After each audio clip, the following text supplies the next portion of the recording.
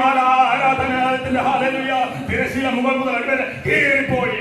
Hallelujah hallelujah. പാപമൊഴിയ സാഗരത്തിലും പരീക്ഷിക്കപ്പെട്ട ഒരു മഹാപുരോഹിതൻ നമുക്കുള്ളതാകയാൽ അവന്റെ പ്രാകാരങ്ങളിലേക്ക്, അവന്റെ കൃപാസ്ഥലത്തിലേക്ക്, അവന്റെ വിശുദ്ധ സ്ഥലത്തിലേക്കല്ല, അവന്റെ ആദ്യ വിശുദ്ധ സ്ഥലമായിരിക്കുന്ന സാക്ഷ്യപ്പെട്ടതിന് മീതിരിക്കുന്ന കൃപാസ്ഥലത്തിലേക്ക് ഏത് മനുഷ്യനും അവന്റെ പാപങ്ങളായാലും എന്ത് തന്നെയായാലും എല്ലാ മറകളിലേക്ക് കടന്നു വരുവാൻ അവൻ നമുക്ക് കൃപ നൽകിയിരിക്കുന്നു.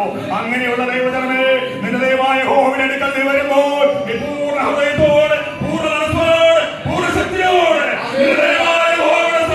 നന്ദിയുള്ള ഹൃദയത്തോടെ ആരാധിക്കണം. അവൻ നമുക്ക് എത്ര വലുത് ചെയ്തിരിക്കുന്നു, അവൻ നമുക്ക് എത്രയോ വലുത് ചെയ്തിരിക്കുന്നു. അവൻ ബലവാന്മാരെ രക്ഷിപ്പാൻ ബലഹീനമായവരെ തെരഞ്ഞെടുത്തിരിക്കുന്നു.